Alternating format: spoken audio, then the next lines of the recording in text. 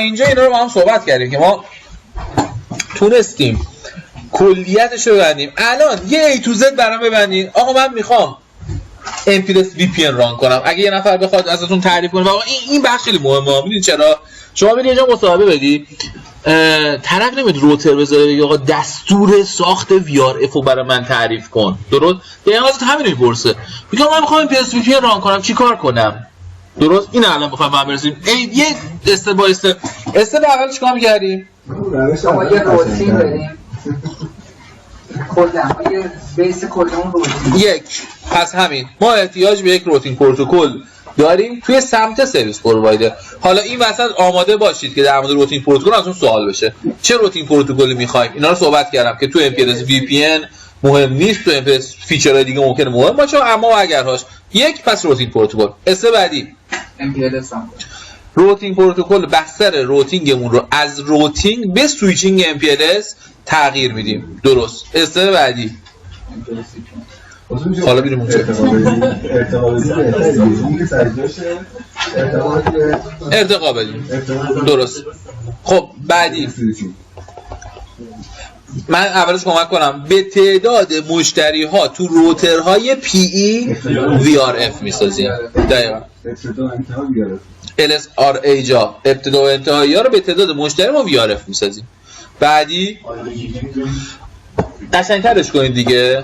MPBGP میزنیم، چون خود IPBGP چون میدونیم ما الان قراره VPN V4 ارسال بشه. MPBGP میزنیم بین دوتا PE که با هم دیگه همسایگی دارن دیگه.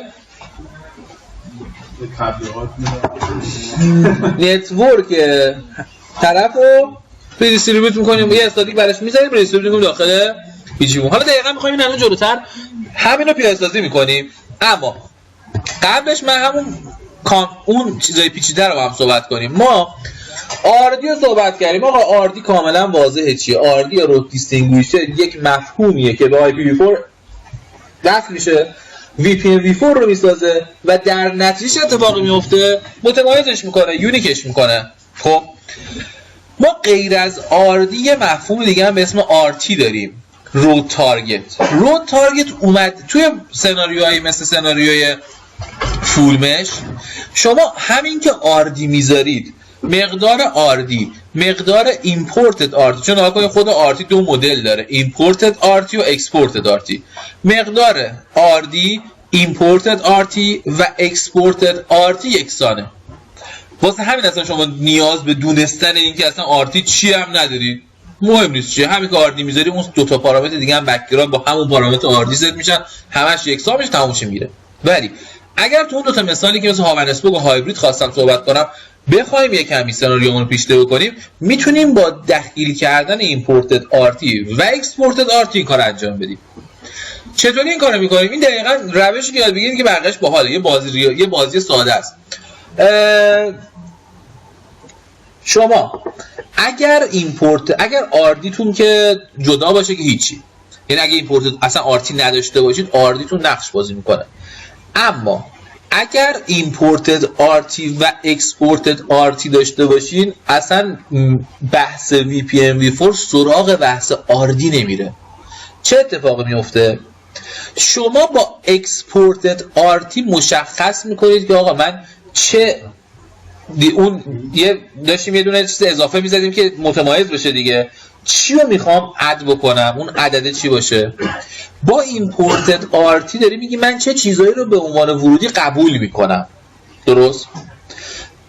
عمرن بفهمید تا زمانی که بریم یه سناریوی چند تا مثال عددی و سناریویی با هم صحبت کنیم. خب اینجا رو ببینید، این سناریو فول میشه. تا دیروز میگفتم فقط آردی، الان دارم دو تا چیز دیگه هم میگم آرتی و اکسپورتد و ایمپورتد داخل کنید. تو سناریوی فولش ما نیاوردیمش، ولی الان با هم دیدیم که اگر بیاریدش هم همش مقادیرش یکیه. درست؟ خب الان PE1 وقتی که میخواد VRFش رو به PE3 و VPN V4 رو به این دوتا اعلام بکنه، با چی میذاره؟ ببین آرتی اکسپورتدش چیه. با چی میذاره؟ 60500 P2 و P3 ازش قبول میکنند، این رو تو VRF نصب میکنند. ببین آیا توی ایمپورتد آرتیشون این مقدار رو دارن یا ندارند. پس این با 100 میگه، اینا هم چون 100 اینجا دارن با 100 یه سناریو فول میشه. من میگم اینا قبول میکنن. درست؟ این تا اینجا. این نگاه کنید. اومدم چیکار کردم؟ RD رو گذاشتم همون 100، RT ها رو عوض کردم.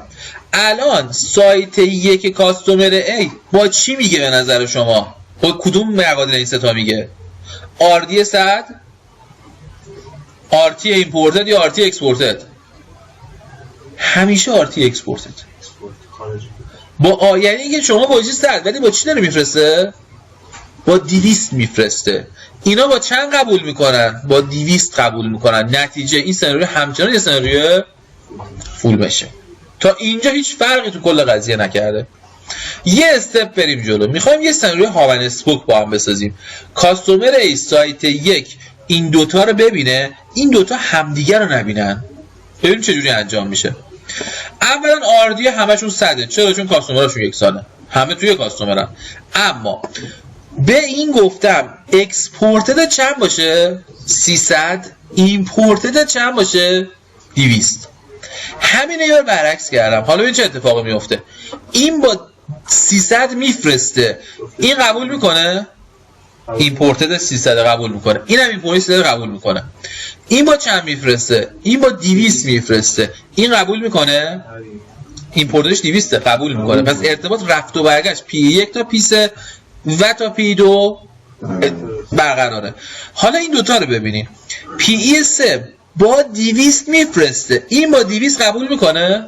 نه، این فقط با 300 قبول میکنه. یه سناریوی هاون اسپوک. چطور تونستیم با تغییر این دوتا عدد، با تغییر دخیل کردن رو در واقع آرتی و آرتی ایمپورت آرتی اکسپورتد یه سناریو هاون اسپوک بسازیم؟ سوال هست تا اینجا؟ میخوام بریم سناریو هایبریدی ببینیم. دفعه قبلم که آردی نقش بازی میکرد، یعنی وقتی آردی نقش بازی میکنه بکگرا چرا آردی نقش بازی میکنه؟ چون مقدار اکسپورتد آرتی باهاش یکسانه. همش یکیه که فول میشه. تو فول میشه این چیزی که شما بلدین. آردی ست میکنه، این دوتا هم مقدارش با آردی یکسان میشه. پس همه چون اکسپورتد و ایمپورتد همشون یکسانه، همه دیگه رو میبینن. الان این داره انجام میشه. من میگم حتی اگه فردا اومدی آرتی و آرتی ایمپورت اکسپورت عوض هم کردی، مقداری غیر از آردی گوشی ولی جفتش یکسان گوشی، بازم یه سناریو فول می ساختی. هیچ چیزی عوض نشده. درست؟ توی هاون اسپوک میتونه این مقادیر تغییر بکنه. با این اعداد تونستیم یه هاون اسپوکی بسازیم.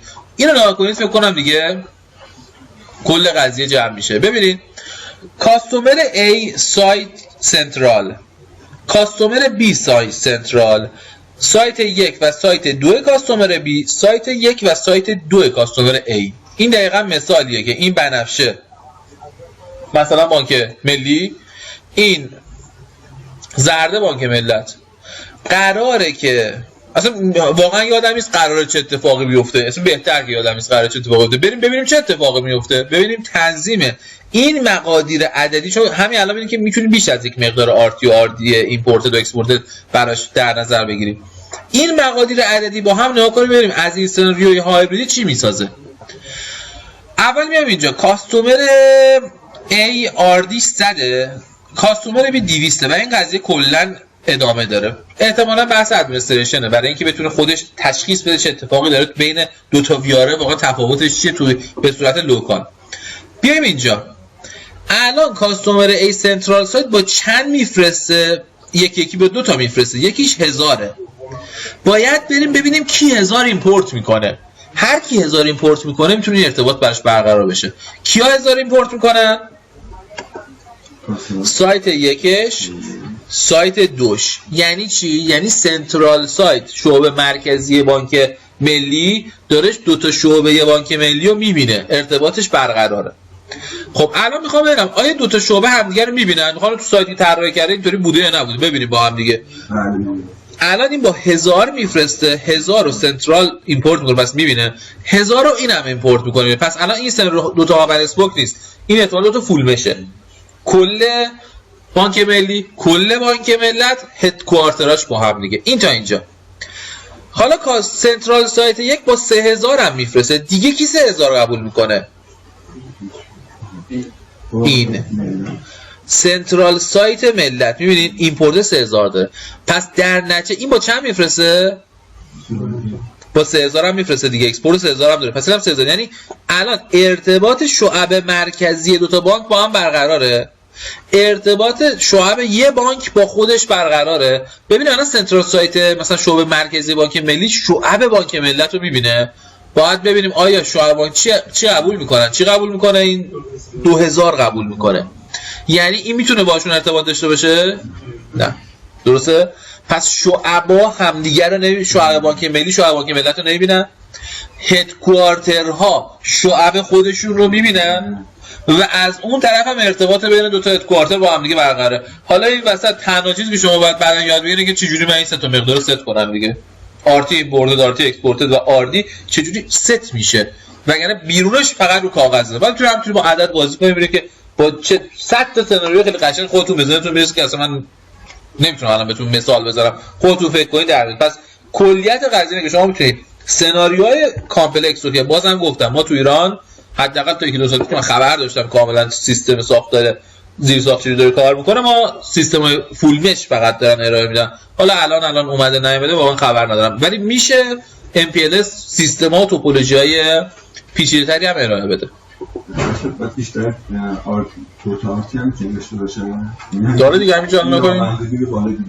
هر چقدر بخوایم عدد دیگه خودتون دارین ستش می‌کنین. محدودیت داره. مثلا یه عدد خیلی بزرگیه. محدودیت چیزی نیست که بخوام بگم مثلا دیدیم مثلا الان سوال می‌زنن محدودی به 2 میلیارد یا همچین تیپی نمیدونم به چی محدوده ولی عدد چیزی که توی سناریوهاتون نگرانتون کنه. با بی‌آر‌اف باین میشه یا با چی باین میشه؟ با بی‌آر‌اف. شما دقیقاً هر سه تا عدد رو تو هر بی‌آر‌افی که می‌خواید ست می‌کنید. هم ایمپورتد، هم اکسپورتد، هم آردی. خب همه این حرفایی که زدیم اگه بگم چرت که خیلی دیگه بد میشه دیگه از صبح تا حالا رو همه حرفایی که زدیم تو بخش لرنینگ داره به خوبی کار میکنن. یعنی چی تو بخش لرنینگ به خوبی کار میکنن؟ از زمانی که با شما چون نها کنید یه چیزی بگم که گیجتون هم نکنم. شما سویچینگ وقتی میخواین انجام بدین وسط میاد همونجا سویچ میشه تموم میشه میره. یعنی لرنینگش کجا انجام میشه؟ همزمان با فورواردینگ انجام میشه. ولی این ایده‌ای که اینجا داریم تو MPLS VPN هم ایده روتینگیه. شما تو روتینگ بس لرنینگ کجا انجام میشه؟ قبل انجام شده. درسته؟ یعنی شما روتین پروتکل ران کردی، روتات نوشتی، همه کارات انجام شده، اون زیرساخت آماده است روتینگ انجام شه میره. همزمان انجام نمیشه. بس اینه الان ما تو MPLS VPN هم همه این کاری کردیم دقیقاً تونستیم اون زیرساخت ارتباطی رو برقرار بکنیم. یه نگاهی هم اینجا آخرین اسلاید کانسپت های ما یه نگاهی هم بزنیم به بحث خود فورواردینگ که صورت میگیره. ببینید تو استپ اول بسته از کاستومر این قسمت تحویل P1 میشه. ما الان دو تا چیز رو میدونیم. یکی این که میدونیم ما یک VPN v4 ارسال میکنیم نه IPv4. درست؟ VPN v4 ارسال میکنیم نه IPv4. این یه نکته. نکته دو هم میدونید که ما تو خود بستر MPLS وقتی میخوایم بستر تحویل هاپ بعدی بدیم لیبل میزنیم. اصلا زیرساخت MPLS و LDP اینطوری داره کار میکنه. این هم از اون سوالای مورد علاقه منه. یعنی من هر جا که مثلا کار کردم یه رزومه اومده دستم که مثلا طرف نمیشه که من MPLS و MPLS VPN رو بلدم، همین یه سوال کافیه که دقیقا شما بدونید که واقعا طرف بلد یا بلد نیست. به خاطر اینکه شما زمانی که MPLS دارید کار میکنید با یک دونه لیبل کار شما انجام میشه. درست؟ MPLS VPN یه لیبل اضافی داره. لیبل اضافی چیه؟ VPN v4. یکی صحبت کنیم. ببینید الان بسته رسید به اینو قبول دارید که الان این P1 برای اینکه بستر بزن P به روتر وسط روش لیبل میزنه تو بستر MPLS. این جایی درست لیبل A رو میزنه. از کجا میدونه باید لیبل A رو بزنه؟ اینو قبل اون طرف صحبت کردیم. خود P بهش گفته. درسته؟ LDP با LDP بهش گفته میخوای بسته بدی برای فرد نتورک به من لیبل A بزن. پس لیبل A صحبتی در موردش نداریم بودنش چرا هست. لیبل بی چیه؟ لیبل بی جریانش اینه که VPN V4 اینی که آقا من چه VRF و چه IP دارم ارسال میکنم تحت عنوان یک لیبلی به اسم لیبل بی خوب میخوره. درست؟ پس دقیقا این سوال این میتونه باشه که ما توی MPLS VPN 2 بار تگ لیبل میزنیم، چرا؟ درست؟ این سوال دقیقا میتونه کل دانش طرفو تو MPLS به چالش بکشه. دقیقا به این دلیله که ما یه لیبل میزنیم برای اینکه به طرف بگیم که یعنی داریم در واقع VPN V4 رو بهش تحویل میدیم. یه لیبل میزنیم برای اینکه اصلا بتونیم تو بستر MPLS این بستر رو به روتر جلویی تحویل بدیم. لیبل A دیگه اینجا وجود نداره. چرا وجود نداره؟ چون آخریه. باریکلا، چون هاپ آخره. اگه LDP یعنی ساختار خود LDP رو بلد باشید دقیقا معلومه که هاپ آخره. چون هاپ آخره یه هاپ مونده به P2 لیبل A چی میشه؟ هاپ میشه. لیبل A میره ولی لیبل B سر جاش هست. با لیبل B میرسه به P2. P2 از رو لیبل B که دقیقا VPN V4 داخلش داره ارسال میشه میدونه، اینو میکنه. حالا میدونه باید این IP رو تو کدوم یک از این VRF‌هاش تحویل بده. حله؟ خب بریم سراغ قسمت باحالش، MPLS VPN Configuration. خب تو این فاصله من اول سناریوی IP خالیش رو ران کنم. دقیقا ما تو این زیر ساختی که اینجا داریم روتر R1, R2, R3, R4, R5, R6, R7 کاستومر A، کاستومر A این دوتا بنفشا با لوپ بک نشونش دادم. سرنوشت یک اینور، سرنوشت دو یک اینور. پس دو تا مشتری، یه مشتری ثابت، دو تا ثابت مختلف. بالا پایین کاستومر B، کاستومر B، سایت 1 سایت 2. اینم دقیقاً سرنوشت یک این و سرنوشت 2 1. دقیقاً IP های پایین با IP بالا یکسانه. برامون هم مهم نیست. چرا؟ چون دقیقاً VRF رو جدا می‌کنیم، می‌بینیم MPLS VPN داریم رام می‌کنیم و این دقیقاً تو قابلیت ما هست که بتونیم اینا رو متفاوت بذاریم. از اون طرف ارتباطات هم مثل سناریوی قبلیم دیگه. اکتتا ارتباطات بین نتورکی با 10 شروع میشه. اکتت اول روتر اول، اکتت دوم روتر دوم. 10 4 1 روتر نتورک دهی بین 4 و 1. همه اسلش سی آی پی های 2 1 2 1 1 2 آی پیش مشخص شده. داخل روتر R1 ما لوپ بک خواهیم داشت. لوپ بک 4 تا 1، لوپ بک 4 تا 2 و لوپ بک 4 تا 3. چرا لوپ بک رو اینجا ست کردم؟ اگه یادتون باشه ما توی بی جی پی صحبت کرده بودیم که برای مدیریت بی جی پی مون به لوپ بک استفاده می‌کنیم که حالا فعال مراد اگر اینجا داریم روتین پروتکل دیگه مثل OSPF هم استفاده می‌کنیم که روتر آیدی داره. دقیقاً این لوپ بک رو اون روتر آیدی مدیریت روتینگمون به کل ازش اسم ببریم. در نهایت کل مجموعه هم که اینجا داریم یه دونه AS60500 براش اسم گذاشتیم. این دقیقاً همون چیزی که ما می‌خوایم بعداً بی جی پی مون رو روش بنا بکنیم. بین R1 R2 و R3 احتیاج به روتینگ داریم. طبق این بخوام برم OSPF داریم، ولی خب ما می‌دونیم الان بین R1 R2 و R3 می‌تونی ISIS ران کنی، می‌تونی EIGRP ران کنی، می‌تونی اصلا استاتیک بزنی. کلا اینکه چه روتینگی می‌زنی مهم نیست. از کنترل پلین روتینگ جدول FIB درست میشه، از جدول FIB در نهایت چی درست میشه؟ LFIB درست میشه. پس این تا اینجا.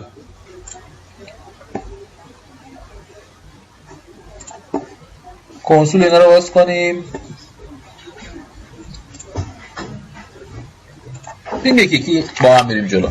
خب اول از همه اینجا رو ببینید. MPLS VPN Configuration. اول از همه روتر R4 R5 R6 و R7 کدومان اینا؟ R4 R5 R6 R7 روترهای CE هن. درست؟ روترهای کاستومر ایج هن. روتر کاستومر ایج شما هیچ کانفیگوریشنی نه در مورد MPLS داره نه در مورد MPLS VPN داره. درسته؟ اصلا شما همین الان میدونید سرویس MPLS VPN میگیری، شما MPLS کانفیگ میکنی رو روترت؟ نه دیگه. این دقیقاً یکی از دلایلی که من خیلی وقت این بد نیست واقعا دقیق بدونید. خیلی از زمانها مثلا سر کلاس بچه‌ها مثلا گیر میدن که MPLS به ما بگین حتما. بعد میگم MPLS برای شما نمیخوره. بعد میگه نه ما MPLS داریم تو سازمانمون، داریم MPLS استفاده میکنیم. دقیقاً همون نکته است. شما به عنوان کسی که تو سازمان MPLS استفاده می‌کنید روتر CE، روتر CE هیچ کانفیگ در مورد MPLS VPN نداره. شما در نهایت یه خط روت باید بزنید و ترافیک رو بفرستید به سمت سرویس پرووایدرت. همین. کسی اینو به دردش میخوره که میخواد بستر MPLS VPN رو راه بندازه. حالا پس R4 R5 R6 MPLS VPN نداره، ترافیک چجوری برسونه از R1 روتینگ چجوری اینها؟ IP روت اگر میخوای بری 2.0 برو این سریال این IP، اگر میخوای بری 1.0 دقیقاً بین R4 R7 R5 و R6 اون روتینگ که باید انجام بشه انجام میشه. یعنی اینکه یکی بریم جلو. اول من یه چک بکنم این داره درست کار میکنه یا نه. یعنی قرار بود که این هیچ روتینگی نشه بشه، فقط اینترفیساش و آدرس IP هاش روش ست شده باشه. همین ببینیم همین هست. show IP interfaces brief خوبه، IP هاش رو داره ولی هیچ روتی قاطعا show IP روت هیچ روتی براش در نظر گرفته نشده. اول از همه همین رو با هم ببینیم. میام سراغ همین R4 بهش میگم که اگر میخوای بری کجا اون سایت مثلا همینه دیگه، من توی تهران نوشتم روتو برای کی می‌نویسم؟ روتو برای سایت اسوانم می‌نویسم دیگه، برای نتورک‌های لنه که تو خود سازمان خودم بر کار میکنه. IP روت 192 جان 168 دقیقاً 20 اگه خواستی بری 0 برو سریاله 10 IP نکسابش هم بگین 10 4 1 لازم نیست بذارین، من میخوام دقیق بذاریم چون بعدا تو وی آر اف های مختلف میخوایم بذاریمش ببینیم که هر کدومو داریم به کدوم نکساب میفرستیم. برو 10 4 1 این درسته. همینطور روتر R5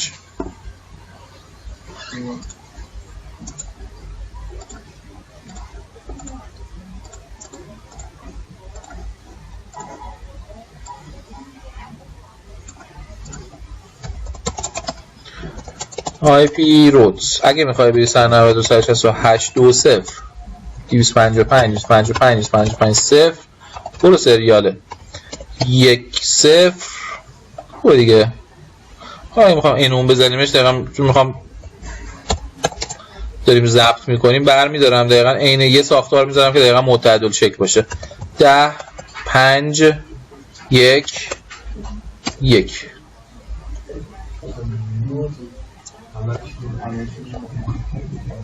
اینم از این نوش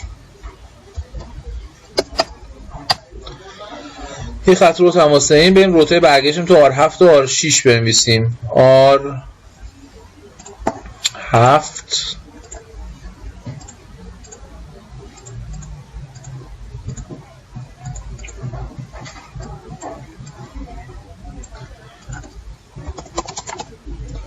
IP روت اگه میخوای 192.168.1.0 بری برو کجا سریاله 1.0 نکساپش چیه R7 10 3 7 1 و توی R6 هم زحمت میشه پنجره رو باز کنی. اگه میخواین کولر نزنم دیگه اگه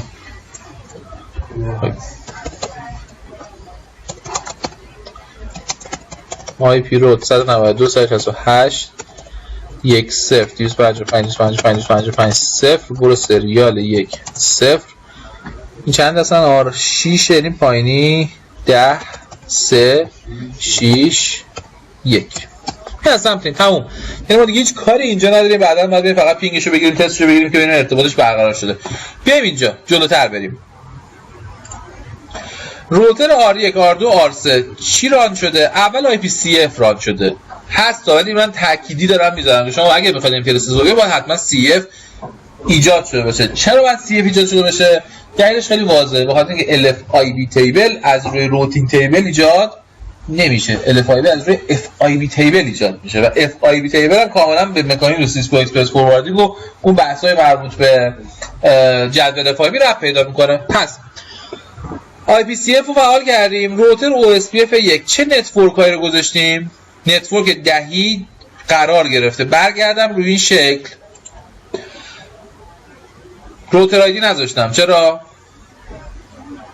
لوپ بک داره دیگه. من تاش میخوام همین رو به عنوان روتر آیدی بذارم دیگه، کار دیگه نمیخوام بکنم. مثلا دیگه روتر آیدی نمیذارم، همین استفاده میکنم. نتورک دهی 10 4 10 5 اینا همش اومده. بچه اینو دقت بکنید حتما، اینو نگاه کنید، من تکرار میکنم. من روتینگ را میندازم، این دوتا اینترفیس باید بیاد تو MPLS. این دو تا بحثه، یه بحث روتینگه، یه بحث MPLS. یعنی من الان روتینگ را میندازم بعد MPLS فعال میکنم. الان رو R1 کدوم اینترفیس ها رو بذارم تو روتینگ، کدوم اینترفیس ها رو بذارم تو MPLS؟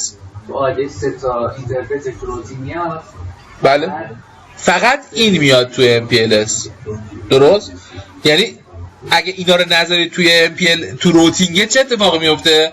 نتیجهش اینه که اصلا اینا وجود نداره توی FIB تیبل که بخواد بابتش لیبل تولید بشه. پس همه این دوتا و این سه تا توی مثلا OSPF که راه میکنیم نتورک دهی میزنم، این همین دیگه فعال میشه.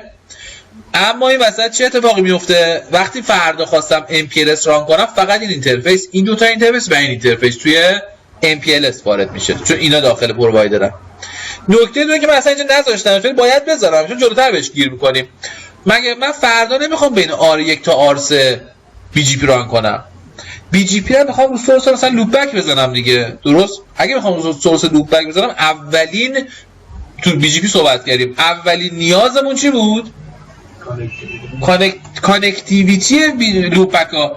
یعنی من باید بتونم از سورس 4 تا 1 دستینیشن 4 تا 3 رو پینگ کنم. پس بهتره همین الان به جای که بدونم بعدا بشینم اینجا رو استاتیک روت بنویسم، همین الان که دارم OSPF میزنم، نتورک 4 تا 1 4 تا و 4 تا 3 هم داخل بازی OSPF واردش بکنیم، درست که کانکتیویتی بین لوپ بک ها برقرار بشه. پس میام سراغ R1.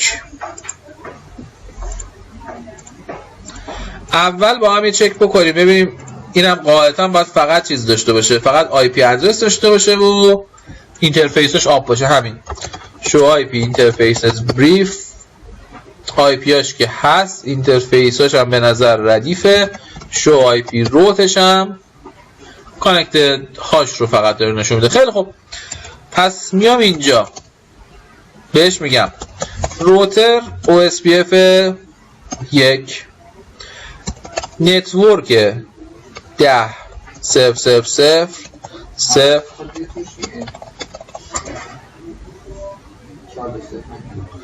4 تا 0 هم بزنیم خوبه. آره دقیق‌تر بزنیمش ها، چون خیلی وقتا ممکنه شما تو واقعا محیط سرویس پرووایدر اینطوری نباشه، میخوام شبیه اون بریم جلو، یه الگوی تمیزتر بذاریم. این بره تو اریای 1. چرا اریای 1؟ واقعا چرا؟ بره اریای 0 دیگه، بره اریای 0 و نتورک 4 تا 1 4 تا 0 بره اریای 0. این از این IPCF هم لوپک دیگه. روتر R2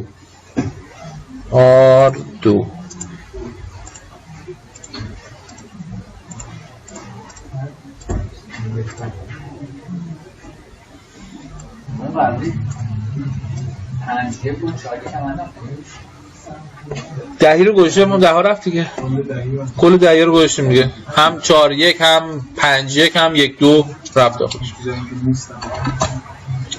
کانفتی روتر OSPF 1 نتورک 10 0 0 0 255 55 55 اریای 0 و نتورک 4 تا 2 4 تا 0 اریای 0. این تا اینجا و IPCF همسایگی OSPF اونم که اومد. روتر آخر تو بحث روتینگ R3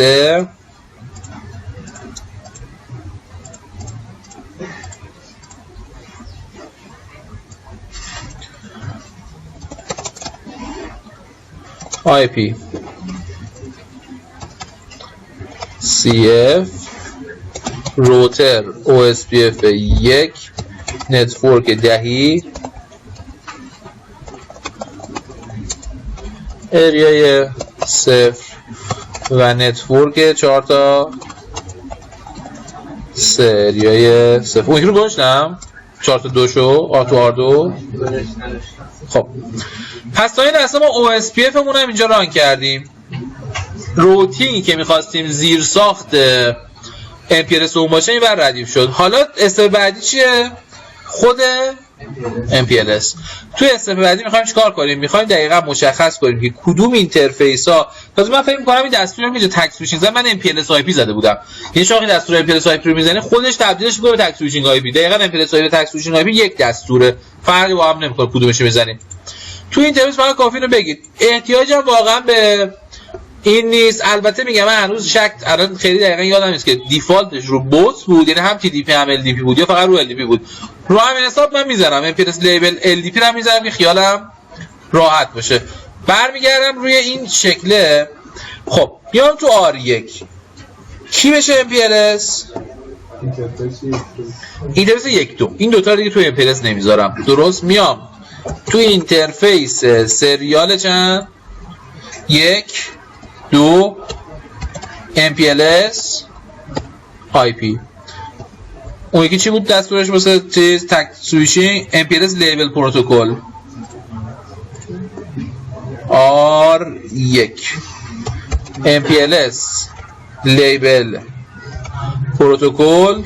میبینین LDP TDP و دیفالتش چیه؟ LDPه. نیاز به زدنش هم نداریم، اما LDP باشه کافیه. خب بعد دیگه R2 توی R2 اینترفیس سریال 1-0 MPLS IP و اینترفیس میبینین LDP نیبر، دقیقا همسایگی LDP اینجا تشکیل شده. اینترفیس سریال 1-1 هم MPLS IP. میام سراغ آخری R3. این از R3 اینترفیس سریال 1-2 MPLS IP. باید میرم همسایگیش بیاد. این هم اومد. حله. حالا بریم نگاهی اول بهش بنزیم. چون هنوز ما کاری واسه MPLS VPN نکردیم، ولی خب چیزش که ردیفه که MPLS که راه افتاده. ببینیم چه اتفاقی افتاده. میام توی مثلا R1 تو R1 میزنیم شو MPLS اگه اشتباه نکنم. ببین چی داره. مثلا LFIB رو باشی نمایش میده فورواردینگ تیبل. شو MPLS فورواردینگ تیبل. ببین اینا رو لوکال آتگوینگ چه تگی من دارم، چه تگی میزنم، برای چه نتورکی دارم این صحبت ها رو میکنم. پاپو میبینید برای چه نتورک ها یکی مونده با آخرم پاپ میکنم. دقیقا با همون ایده و با همون دید من اصلا دیتیل نمیخوام باز کنم چون خودش دوباره ریفر کنم به بحث عملی کرد و اپریشن LDP. دقیقاً تو خونه که نشستید ویدیو رو نگاه کردید باز LDP رو که راه انداختید به نظر اصلا نیاد سراغ MPLS VPN. خود MPLS راه بندازین بشینید با ایده MPLS رو نگاه کنید چرا این پاپ شد. چه الان معلومه دیگه چرا این پاپ شد. چون روتر بعدی روتر R2 این نتورک 4 تا 2 به روتر R2 وصله. پس این دقیقاً میشه یه روتر مونده با آخر. درست؟ بعد دقیقاً میتونید روی یه مسیر چک کنید خب من چه لیبلایی میزنه تا برسه به انتها. نه این صحبت و میبینید از 16 مثل این که شروع میشه. میبینید باحال دیگه یه سری رزرو داره. مثلا این دقیقاً از گفتیم از نتورک های مختلف مهدی گفت رفت مهدی گفت عشقی میزنه. میبینید از هر شروع میکنه از یه عددی شروع میکنه بالاتر. رندوم نیست ولی خیلی هم عدد خاصی نیست که به چیزی ربط پیدا بکنه. حالا به هر حال برگردیم سر سنن خودمون. تا اینجا اوکی. این وسط شما روتینگ تو راه انداختی و همه این حرفا. حالا یه چک هم بکنیم با هم دیگه. من میخوام از این لوپبک رو میبینم. میام سراغ R1 میگم پینگ کن چیو 4 تا 3 رو با سورس 4 تا 1. خب پینگش که برقراره. میگم تریس رود کن 4 تا 3 رو با سورس 4 تا 1. بال نیست دقیقاً داره بهتون میگه که الان وقتی تو MPLS تریس میگیره اتفاق میفته. دقیقاً میگه که الان وقتی رفت اینجا چه لیبلی روش خورد، از اینجا لیبل پاپ شده دیگه، چون لیبل وجود نداره. تو این مسیر اگه 40 تا روتر دیگه هم داشته باشین، دقیقاً علاوه بر این که داره تریس رو براتون میگیره، دقیقاً داره بهتون نشون میده الان این چه لیبلایی هم داره روی بسته‌ها میخوره میره جلو. این دوتا ترکیب خیلی خوبی براتون میشه. یعنی من پیشنهاد میدم 40 تا روتر فله‌ای گوله‌ای بذارید وسط JNS کار کنید. خطی خیلی قشنگ‌تر میتونه باشه. 6 تا 7 تا روتر خطی بذارید، بعد دقیقاً روش MPLS رو ران کنید، پینگاتون رو بگیرید، بعد تریس بکنید ببینید چرا این اتفاقات داره میفته و آیا با اون جدول FIB که شما رفتید چک کردید همخونی داره یا همخونی نداره. باز تکرار میکنم، من توی این قضیه اگه الان از دیدگاه مشتری باشه من این حرفو نمیبینم ها. یعنی جلوتر اگه الان من برم از دید CE پینگ تریس بگیرم این چیزا رو نمیبینم. از هاپ اول هاپ دوم رسید تموم شد، وسط چه اتفاقی داره میفته از دید اون پنهانه. من روی R1 به عنوان روتر پرووایدر دارم داخل شبکه MPLS تریس میگیرم. یعنی اگه رفتین خونم چک کردید تعجب نکنید که اگه از اینجا رفتید ندیدید این لیبل رو تو از R1 با R3 یا 100 تا روتر دیگه این وسط باشه تو خود شبکه MPLS. این تا اینجا. بریم فازهای بعدیمون چیه؟ انتظار چی داریم قاطعاً؟ یه چیز باحال اول بهتون بگم قبل از اینکه بریم جلوتر. روتر R2 تمام. یعنی هر کاری ما با روتر R2 می‌خواستیم تو MPLS VPN انجام بدیم دادیم. حالا الان یه دونه R2 اگه بین R1 تا R3 10 تا روتر دیگه باشه 20 تا روتر دیگه باشه بازم تمام. چون از این به بعد کانفیگوریشن من تو بحث MPLS VPN به کی ربط پیدا میکنه؟ R1 و R3 به دو تا پرووایدر اج. خب این اصلا یعنی اسکیلبیلیتی دیگه. اینو مقایسه بکنید با چیز، یعنی اینکه میخوام بهتون بگم که وقتی که روی R1 اتفاقی میفته پینگ اصلا کاری نداره به این قضیه، کانفیگش روتینگش اصلا به این ربطی دیگه پیدا نمیکنه. صاف پرووایدر اج، تازه نه همه پرووایدر اجی باش BGP داره. یعنی چی؟ یعنی پرووایدر اجی که واقعا مشتری منه، الان شعبه بانک منه، یه شعبه دیگه هم وجود داره. دقیقاً بین همین دو تا روتر مشتری من یه دونه کانفیگ MPLS VPN میزنم. بریم جلوتر. پس الان استپ بعدی انتظار داریم که بریم سراغ VRF با هم ببینیم که الان چطوری اتفاق میفته. با دستور IP VRF C1 اسم دیگه میتونه کاستومر 1 باشه، C1 باشه، حسن باشه، هر چی میخواد باشه فرق نمیکنه، یه اسمه. با IP VRF شما VRF رو داخل یک روتر میسازید، درست؟ و بعد با هم دیدیم که میتونیم با RD RT اکسپورت و RT ایمپورت اون مقادیری که میخوایم بهش اساین کنیم. نکته اولی که من حالا اینا رو دقیقاً با همین دیدگاه گوشه الان سرور من چیه به نظرتون؟ فول مش هاون اسپوک؟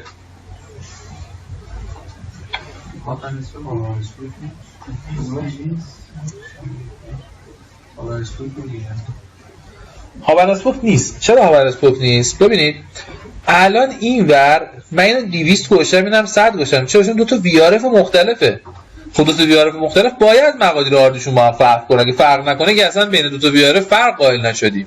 درست؟ تو خود VRF فول میشه، چون دقیقاً اکسپورت RT و ایمپورت RT و RD دقیقاً مقادیرش یکسانه. یعنی چی؟ یعنی حالا من دو تا روتر بیشتر ندارم، کل شعبه کل کاستومر یک همدیگه میبینن، کل کاستومر دو همدیگه میبینن. پس برگردیم اینجا روی کدوم روتره؟ R1 و روی روتر R3. R1 اول بودنش معنی نداره چون دو تا میگم دو تا اینجا خیلی فرق نمیکنه. خب در کل باید بدونید که اون عدده داره نشون میده، سه تا بشه دیگه معنی پیدا میکنه دیگه. خب اینجا IP VRF یه اسم باید بهش بدم. C1 رو برای کاستومر 1 گذاشتم، C2 رو برای کاستومر 2 گفتم C1. الان من توی کانفیگ VRF ام RD چند باشه؟ خب دو ساختار داره، یا میتونم بر اساس مثلا بگم 4 تا یکی که دارم مثلا بذارم، یا میتونم AS بذارم. AS منطقی تره. 64500 که بعدا میخوایم بذاریم برای BGP مون مثلا 100 رو میذاریم برای C1، 200 رو میذاریم برای C2. همینطور RT چی بود؟ دقیقا پشت سرمه. رو تارگت ایمپورت هم 64000 رو من میزنم که بدونید دقیقا جاش کجاست. 60500 100 رو تارگت اکسپورتمونم 64500 100. از این میام بیرون، میام میگم IP VRF C2 VRF دومی رو میسازم. R دیش باشه 64500 200 دیگه. این یه کاستومر دیگه است. 200 رو تارگت ایمپورت 64500 200 و رو تارگت اکسپورتمون هم باشه 64500 200. میگم نیازی نیست انقدر گیر بدیم، ولی دقیقا من دارم ست می‌کنم بدونید که شما فقط با یه بازی ریاضی میتونید سناریوی مختلف برای خودت بسازید. این کارو بکنید. رفتید خونه دقیقا سناریوی هابنسبوک رو تست بگیرید با این کاری که با این تیپ بازی با آرتی و مدل مختلفش. عین همین قضیه کجا اتفاق میفته؟ توی R3. تو R3 هم میام اینجا بهش میگم که یه دونه IP VRF دارم برای کاستومر 1. این اتفاق هم دائم میفته دیگه. هر مشتری جدیدی شما یه VRF جدید براش به اسم اون مشتری ایجاد میکنید. R دیش باشه 64000 و اینم که دقیقاً باید یونیک باشه، چون یونیک نباشه به درد نمیخوره. اون ور چند گوشیم برای C1 100. این برام همینطور. رو تارگتش هم ایمپورت 64500 100 و رو تارگت اکسپورتش هم 64500 100. از اون طرف IP VRF C2 RD 64500 200 رو تارگت ایمپورت 64500 200 و رو تارگت اکسپورت هم 64500 200. اینجا حالا خب ببین مانیتورینگ داره. بریم سراغ R1 مثلا ببینیم شو VRF یه چیزی میده بهمون. شو IP VRF داریم دیگه. خوبه دیگه. دقیقاً داره بهتون نشون میده که RDش چیه، نیمش چیه، چند تا VRF الان در حال حاضر روی این روتر وجود داره و از این حرفا. فقط نکتهش اینجاست که خب آره که شما اومد و این بحثا رو براش ایجاد کردید، ولی قاعدتا من جلوتر میخوام چیکار کنم؟ میخوام اینترفیس سریال 1.0 رو برم بذارم تو VRF C1. اینترفیس سریال 1.1 رو برم بذارم VRF بعدی دیگه. درسته رو میسازم، میخوام دقیقاً اینا رو اصلا جدا کنم دیگه. پس توی جلوتر که بخوایم، یعنی بعد از اینکه VRF رو ساختیم، اساین کردن اینترفیس به VRF هاست. IP VRF فورواردینگ C1 تو اون اینترفیس که میخوایم. فقط یه نکته که اینجا هست بدونید، زمانی که شما یک اینترفیس رو به یک VRF اساین میکنید، آدرس IP اون اینترفیس میپره. باید از اول دوباره فکر کنم مثلا لاگ هم بهتون میده، یعنی نگرانی نداره که حتما اینجا یادداشتش کنیم. لاگ هم میده که IP پرید، برو دوباره IP رو ست کن. ولی بریم با هم نگاه کنیم. الان میرم سراغ R1. بهش میگم R1 اینترفیس سریال 1.0 IP VRF فورواردینگ. بهش میگم این تو کدوم VRF قرار باشه؟ این تو کدوم VRF قرار باشه؟ C1. ببینید میگه آدرس IP 10411 از روش ریموو شد. دوباره میذارم IP ادرس 10411 255 255 252. بعد میرم سراغ اینترفیس سریال 1.1 IP VRF فورواردینگ تیبل C2 و IP ادرس 10511 255 252. قبل از اینکه چند چیز باحال اینجا بهتون نشون بدم، بریم R3 هم ردیف بکنیم که خورد داریم میریم جلو. برای چی آجادش می‌کنه؟ من میگم مثلا تو اینو قبلا داشتی استفاده می‌کردی و کار می‌کردی، به کل داری الان ساختارش عوض می‌کنی، میبریش توی یه تیبل دیگه، یه جای دیگه. حتما برای اینکه اشتباه نکنی، ببینید ناخواسته یه کانکتیویتی که مثلا نباید برقرار بشه برقرار نشه و از اینجور حرفا. از اول کانفیگش بکنی واقعا.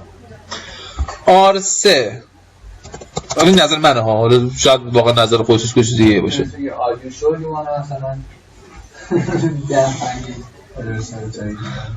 چقدرم که شما به این چیزا توجه میکنید، میخونید، هر چی are you sure you want to format all the router yes مثلا یه اینترفیس سریال 1.0 IP VRF فورواردینگ C1 درسته، یک میره توی C1 IP ادرس 10.3.1.255.255.252 و آخریش اینترفیس سریال 1.1 IP VRF فورواردینگ C2 درسته؟ چرا نیستین دیگه؟ 10.3.6.1.255.255.252. خب حالا بریم جای باحالش اینجاست. اینجا رو نگاه کنید. تو R1 شو IP رود، این شعبده بازی نیست، این چشم بندی نیست. خب به چه اتفاقی افتاد؟ الان تو R1 10.4 کجاست؟ اصلا چرا 10.4 کجاست؟ اینترفیس سریال 1.0 کجاست؟ اصلا این اینترفیس دیگه از دارایی های روتر توی گلوبال خارج شد. حالا میریم این کارو میکنیم، میگیم شو آی پی روت VRF مثلا اس میزنیم C1 آی پی روت اون VRF رو به من نشون بده. یه دونه اینترفیس تنها نسبت رو گریه میکنه 10.4.1.0 انگار یه روتر داری با یه دونه اینترفیس جدا براش. همین اتفاق تو چیز هم میفته. C2 رو ببینیم، ببینید دقیقا داره ماهیت به خودش میگیره. روتر رو داره تقسیم میکنید به روتینگ تیبل های مجزا. خب حالا دیگه چی کار داریم؟ نکنید اینجا رو روتینگ یه جاده دو طرفه است، درست؟ یعنی اگر من اومدم از کاستومر A گفتم میخوای بری فلان جا، هر چیزی روت نوشتم به سمت R1 باید روت برگشت رو هم از من داشته باشم دیگه. این منطقیه دیگه. شما اصلا امپرس رو فراموش کن. BGP هم که میزنی استاتیک روت، اصلا یه استاتیک روت هم که میزنی از این به اون روت میزنی، از اون هم به برعکسش روت میزنی دیگه. یعنی در ادامه باید چیکار کنیم؟ بعضی که اینترفیس ها اساین شد ما VRF استاتیک روت میخوایم به سمت مشتری. حالا چرا اصلا؟ چرا استاتیکش که معلومه. چرا VRF استاتیک؟ به خاطر اینکه من الان این همونجاست که اصلا ما رو به VRF کشوند. اگه یادتون باشه صحبتی بود میگفتیم اگر من روی این روتر یه بار روت بزنم به 1.0 برو بالا، یه بار روت بزنم به 1.0 برو پایین، لود بالانس میکنه دیگه، روتینگ من اصلا به هم میریزه. الان دیگه من نمیرم روتم رو تو گلوبال روتینگم بزنم، میام تو VRF هم روت میمیسم. میگم تو یک VRF C1 دقیقاً میخوام اونجا تو VRF گرفتم اونجا یه استاتیک ببینم برای 1.0، پایینی هم بدونه گرفتم یه دونه واسه 1.0 جدا ببینم ازش. پس الان تو این فاز میخوایم چیکار کنیم؟ بیایم برای اینا روت بنویسیم. سینتکسش رو ببینید IP روت همش همونه، فقط یه قسمت یه VRF C1 بهش اضافه میشه. مستقیما میگید که من دارم این استاتیک روت توی این VRF می‌نویسم. پس بیام دوباره رو شکل که دستمون در نره قیافش اینجا. میایم سراغ R1 تو R1 که بعد نگاه کنید تو همینجا که سی نوشته یه اسم بغلش اضافه میشه. تو این VRF می‌نویسمش conf IP root VRF C1. حالا میگم اگر خواستی بری 192 168 1 0 255 255 255 0 مثلا این واسه کدومه؟ واسه C1 بالایی است دیگه. برو سریال 1 0 نکس آپش چیه؟ 10 4 1 2. یه بار دیگه می‌نویسم این دفعه برای C2 اگر خواستی بری تو این VRF 1 0 رو ببینی 10 5 سریالش هم عوض میشه. سریال 1 1 10 5 1 2. نگاه کنید شو آی پی روت، هیچ خبری از روت استاتیک نیست چون این روت ها توی VRF نوشته شده. شو آی پی روت VRF C1. دقیقا سینتکسش هم مثل این که بزرگ کوچیک بودنش مهمه. میبینید یه خط استاتیک روت داخل VRF گوشم. همین کار رو بریم تو R3 هم تکرار کنیم. تو R3 IP root VRF C1 192 168 20 255 255 255 0. برو کجا؟ برو سریال 1 0 با نکساپ 10 3 7 2 و یه بار دیگه این دفعه برای 2 0 توی VRF 2 برو سراغ سریال 1 1 10 3 6 2. درسته؟ یادتون باشه بچه این استاتیک میزنم دقیقا همون روتیه که جلوتر میخوام ریدیستریبیوتش کنم تو BGP. درست؟ یه ریدیستریبیوت استاتیک تو BGP خواهیم داشت که همین روت است برای این سر 92 که این سر 91 رو به این ادورتایز کنه، این سر 91 رو به یکی ادورتایز کنه. این تا اینجا دیگه چی داشتیم؟ هی دارید میگید کی تموم میشه دیگه، نه؟ استپ با استپ بریم جلو. دیگه چی داشتیم؟ دیگه میاد سراغ بحث شیرین MPBGP. من قبل از برم جلوتر در مورد خود BGP صحبت کنم. انواع مختلف BGP که ما داخل سناریوهای MPLS داریم. 3 مدل سناریوی BGP خواهیم داشت. 3 مدل BGP داریم. یه دونه BGP IPv4 همون BGP که شما بلدید. درست؟ BGP که شما بلدید. روتر BGP کجا کانفیگ میشه؟ under router BGP کامند. روتر BGP شماره S نیبر هر چی که تو BGP یاد گرفتید اینجا این استفاده میکنم. چرا من توی پرووایدری که MPLS داره میخوام BGP بزنم؟ ممکنه تو خودش بین خودش تا اینترنت تا AS دیگه BGP داشته باشه دیگه. تو یه چیزی نیست. BGP میخواد دوست داره BGP استفاده کنه، به شما چه ربطی داره؟ پس یکی از بحث‌ها BGP IPv4. بحث دومون BGP VPN v4. این دقیقا همون چیزی که الان من میخوام کانفیگ کنم برای اینکه چیکار کنم VPN v4 رو بین دوتا HLSRمون ادورتایز بکنم. حالا چرا اصلا دونستنش لازمه؟ به خاطر اینکه این جای دیگه کانفیگ میشه.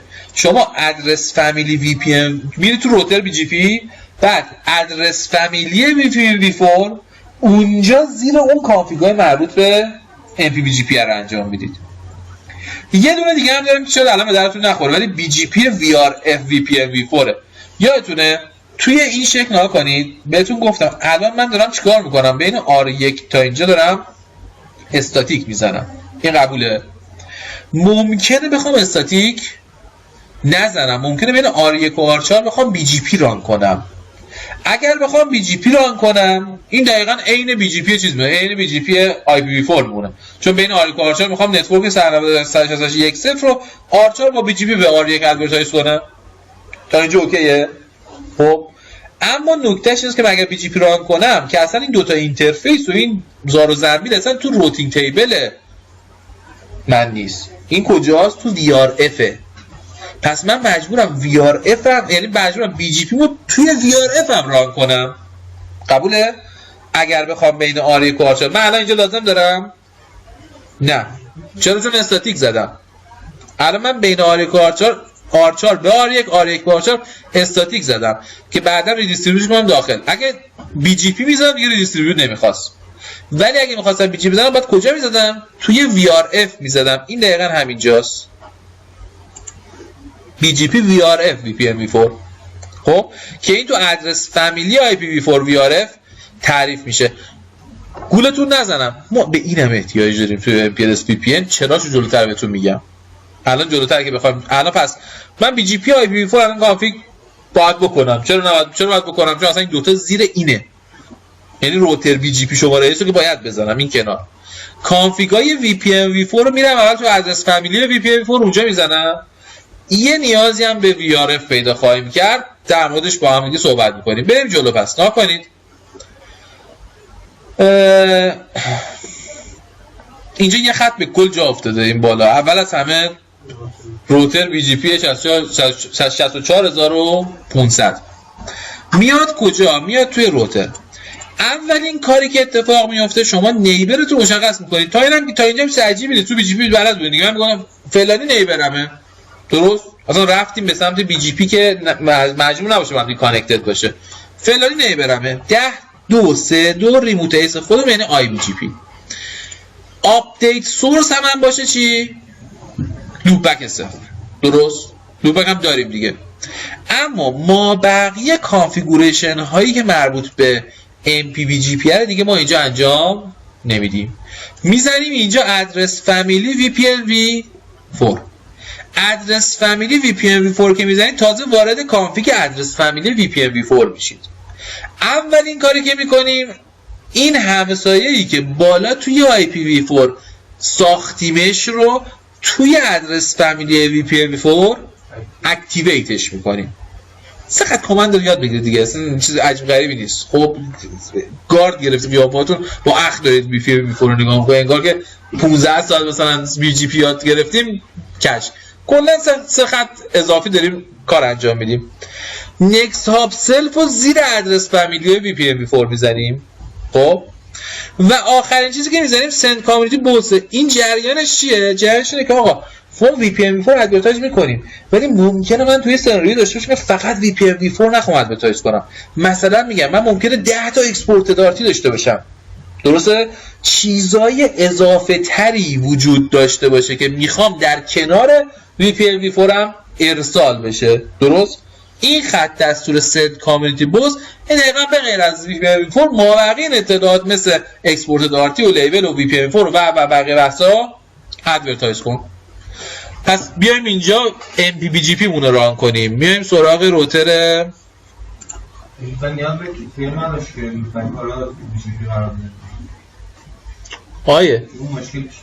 IBGP EBGP این صحبت داشت.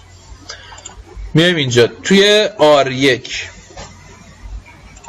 این از R1 کانفتی روتر BGP 64500 تا اینجاش که همه چی عادی. بعد بهش میگیم آقا نیبر اون دسته ماجرا 10.2.3.2 ریموت AS 64500 IBGP. بعد میگیم نیبر 10.2.3.2 آپدیت سورست باشه لوپبک 0. تا اینجا درست.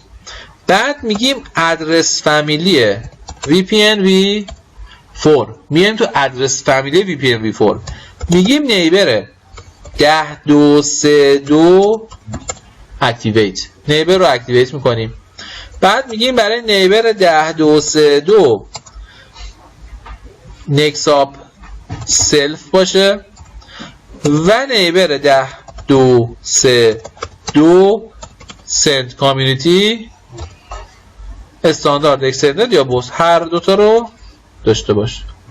اکستندد کامیونیتی اتریبیوت چیز اضافه تر هم علاوه بر VPN v4 که میخوای بفرستی بفرست. حتما یه توش اگزیت ادرس فامیلی بزنید. نقش سیو رو داره اینجا بازی میکنه، درست؟ اگزیت ادرس فامیلی میاد بیرون. بریم سراغ آرسه اون دسته ماجرا.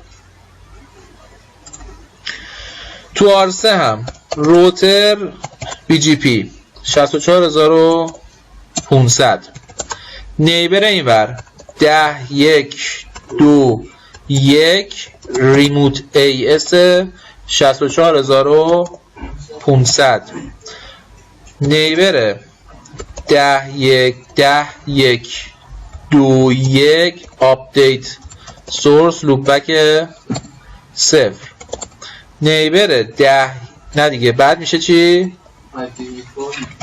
ادرس فامیلی VPN v4 نیبر 10.1.2.1 اکتیویت نیبر 10.1.2.1 نکست آپ سلف و نیبر 10 1 2 1 سنت کامیونیتی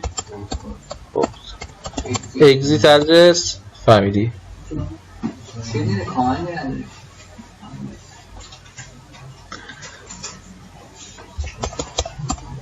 خب بعد حالا این تا اینجای قضیه. کجای قضیه؟ کجا رسیدیم؟ تا اینجا.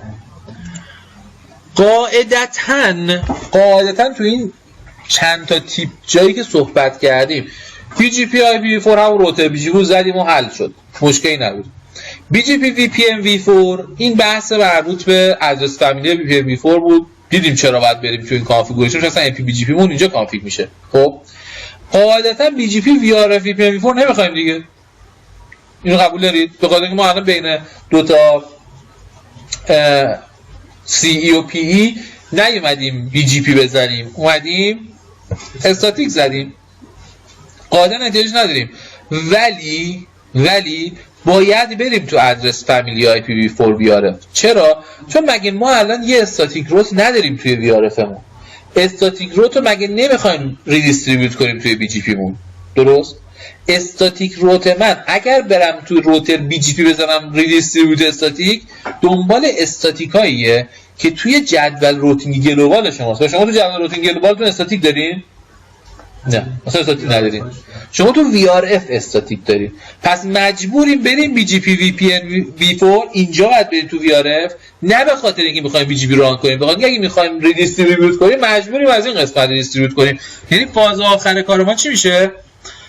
توی ادرس فامیلی IPv4 VRF C1 ریدیستریبیوت استاتیک، توی ادرس فامیلی IPv4 VRF C2 دوباره ریدیستریبیوت استاتیک. پس میام توی کدوم بود؟ روتر R1 بود. تو R1 هنوز من کجام؟ توی روتر BGP هم. این دفعه میگم ادرس فامیلی VPN4 نه IPv4 ولی VRF C1 redistribute استاتیک. اگزیت از این VRF میام بیرون، ادرس فامیلی IPv4 VRF C2 redistribute استاتیک. اگزیت ادرس فامیلی. توی R3 هم همینطور. روتر BGP 64500 ادرس فامیلی IPv4 VRF C1 redistribute استاتیک. اگزیت ادرس فامیلی و ادرس فامیلی IPv4 VRF C2 هم redistribute استاتیک. اگزیت. دقت بکنید. پس اگرم قرار بود که من میخواستم BGP ران کنم، همینجا ران میکردم، درست؟ میرفتم توی این VRF داخل این مود، توی این ادرس فامیلی میگفتم حالا با همسایه بیا BGP ران کن. خب بیایم اینجا، بیایم رو شکل اول. میام سراغ R4. اینجا رو ببینید 192.1 رو با سورس 1.1 پینگ میکنه، از R4 2.1 رو پینگ میکنه. میایم سراغ R5. بله. میایم سراغ R5 کوشش. اینم R5. تو R5 هم اگر پینگ کنیم برو 192.168.2.1 با سورس 192.168.1 این رو هم پینگ میکنه. یعنی دقیقاً هم از این ور داره میره برای بالا، از این ور هم پایین میاد. تریس بگیریم قشنگ معلوم میکنه. R5 اگر بگم تریس کن حالا همین مسیر رو از 192.1 برو به 1.1 درسته؟ R5 یا برعکس. R5 کدومه؟ اینه. R5 1.0 بگم دقیقاً تریس نوت کن 2.1 رو با سورس که داری. کجا میره؟ میره 10.5 5 1 1 یعنی میاد سراغ R1. R1 کجا میفرستتش؟ 10 1 2 2. بعد میره کجا؟ 10 3 6 1. 10 3 کدوم اینه؟ میبینید؟ اینو چرا دارم بهتون نشون میدم؟ میخوام دقیقاً ببینید که امکان نداره اشتباه بگیرید بگید 190 1 وقتی من پینگ میکنم 2 1 داره اینجا پینگ میشه. منظورم میگیرین؟ من 2 تا 2 1 دارم ولی وقتی از پایین پینگ میکنم دقیقاً داره به همون کاستومر خودش میرسه. و اگه بیایم سراغ بالا یعنی R4 اینجا هم تو R4 تریس بگیرم بگم برو 192 168 21 رو با سورس 192 168 1 تریس بگیر میاد 10 1 جایی میاد دوباره تا R1 نتیجهش میشه 10 3 7 2. 10 3 7 کجاست؟ این بالا. میبینید جفت آی پی 192 1 ولی دقیقاً معلومه کاستومری برای خودش داره کار میکنه کاستومری برای خود. این دقیقاً همون بحث MPLS VPN مون که داره اینجا نشون میده. تو تریس هم شما شبکه MPLS رو نمیبینید چون گفتم شبکه MPLS رو از تو خود شبکه پرووایدر تریس بگیرید گرفتیم دیگه. تو خود پرووایدر تریس میده دقیقاً لیبل ها و همه حرفاش هم مشخصه.